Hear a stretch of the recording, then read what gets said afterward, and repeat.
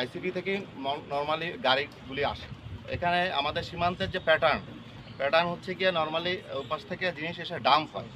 Dump করে যখন সুযোগ সুবিধা পায় তখন হচ্ছে গিয়ে বিভিন্ন পরিবহনের মাধ্যমে দেশের অভ্যন্তরে ঢুকে। এটা হচ্ছে গিয়ে লালমনিরহাট এবং কুড়িগ্রাম, বিশেষ করে 15 বিজিবির দায়িত্বপূর্ণ এলাকার বর্ডারের বৈশিষ্ট্য।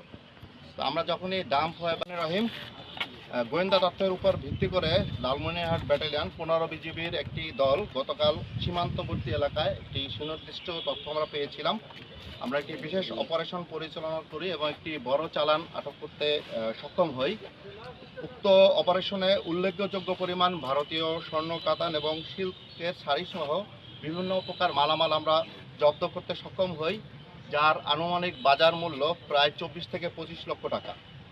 আমরা ধারণা করছি যে আসন্ন ঈদকে কেন্দ্র করে শুল্ক ফাঁকি দিয়ে এই চোরাচালান এই ব্যবস্থাটি অব্যাহত থাকছে। তো সেটা যাতে না থাকে সে ব্যাপারে আমরা জিরো টলারেন্স নীতি অনুসরণ করছি।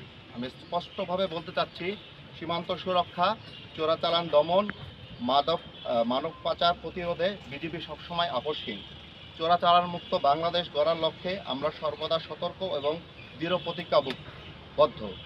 সীমান্তের স্পর্শকাতর এলাকাগুলোতে আমরা গোয়েন্দা নজরদারি ও টহল কার্যক্রম আরও জোরদার করছি এবং ভবিষ্যতে আমাদের এই কার্যক্রম অব্যাহত থাকবে ইনশাআল্লাহ। বিজিবির সদর দপ্তর থেকে যে নির্দেশনা রয়েছে যে বড় বড় যে তেলের যে রয়েছে, পদ্মা পাম্প রয়েছে, মজুদ যেখানে করা হয় সেখানে অলরেডি বিজিবি ডিপ্লয় রয়েছে। আমাদের লালমনিরহাট জেলায় কোনো ধরনের এরকম ডেপো নাই।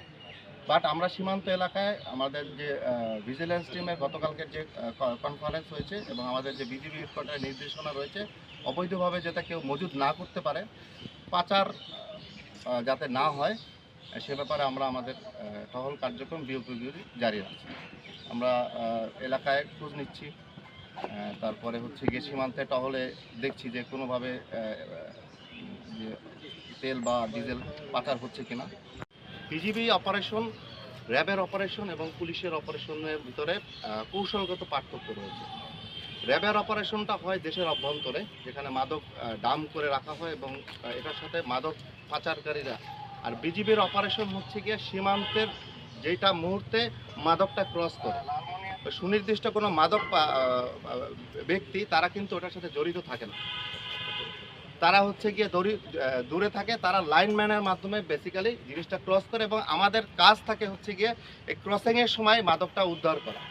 তো আমরা যখন তাদেরকে ধাওয়া করি, ম্যাক্সিমাম ক্ষেত্রে যেটা হয় যে তারা মাদকটা ফেলে চলে যায়। আর অন্যান্য আইনশৃঙ্খলা বাহিনী, বিশেষ করে র্যাব বা পুলিশ, ডিবি, তারা যখন অপারেশন করে, তারা দেশের অভ্যন্তরে মাদক ব্যবসায়ীদের কাছে যখন স্টক করা মাদক থাকে, সেই স্টক করা মাদকের উপরে তারা যখন রেড পরিচালনা করে, সুনির্দিষ্ট বাড়ি আছে, সুনির্দিষ্ট বাড়ির মালিক আছে, সুনির্দিষ্ট মাদক ব্যবসায়ী আছে।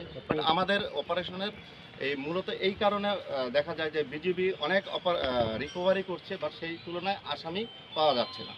যে আসামিগুলি পাওয়া যাচ্ছে সেগুলি ম্যাক্সিমাম ক্ষেত্রে হচ্ছে গিয়ে আপনার যে হঠাৎ করে যে আমরা চেকপোস্টগুলি করে থাকি, সেই চেকপোস্টের কারণে বিভিন্ন মাদক সেবী বা মাদক ব্যবসায়ী, খুচরা মাদক ব্যবসায়ী, এদেরকে পাওয়া যাচ্ছে।